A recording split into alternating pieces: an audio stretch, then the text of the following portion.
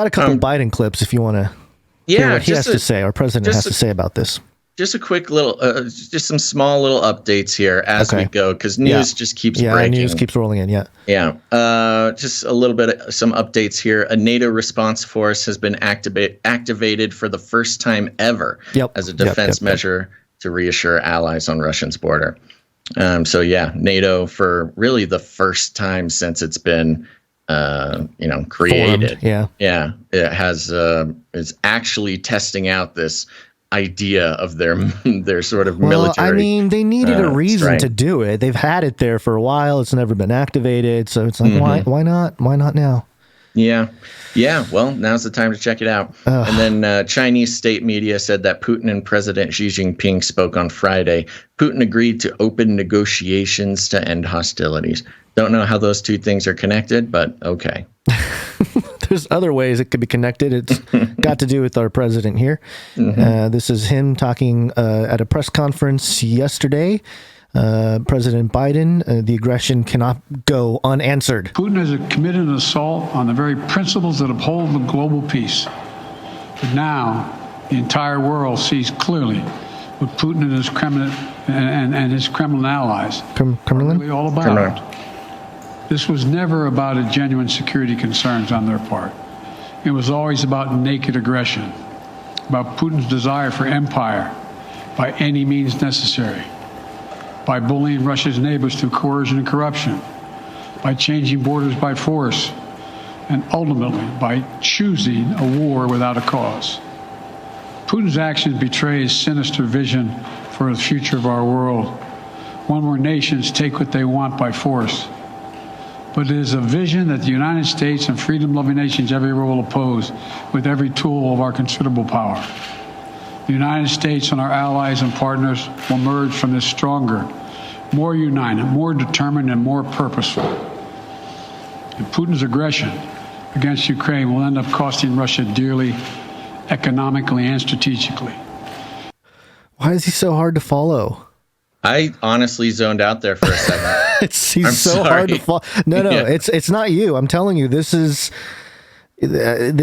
part of it. It just kind of lures you to sleep. He's kind of slurring. He meanders. There are words that aren't clear. There were a couple words in there that, depending on what he says, kind of changes the trajectory of what he's talking about. And it drives me crazy that this is our president and he's signing papers. He sanctions. Sounds like he's falling asleep.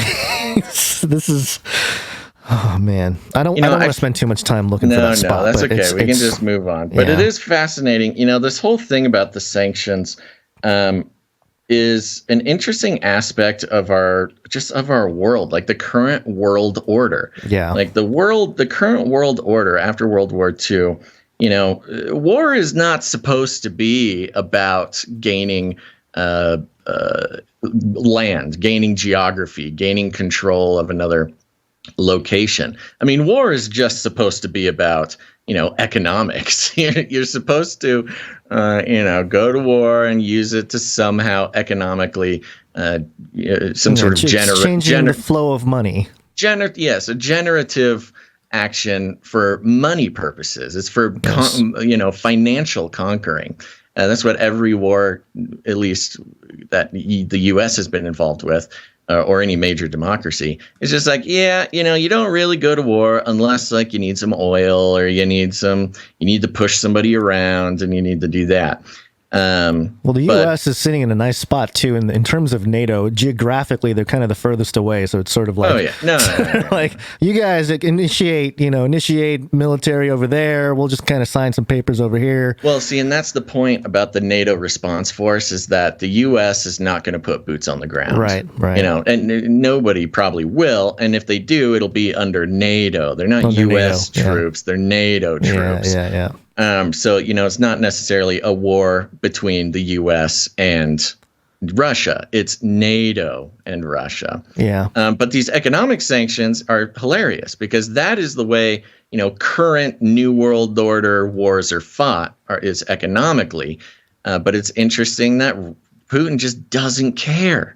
He just does not care. He's not playing the game. He's breaking those norms.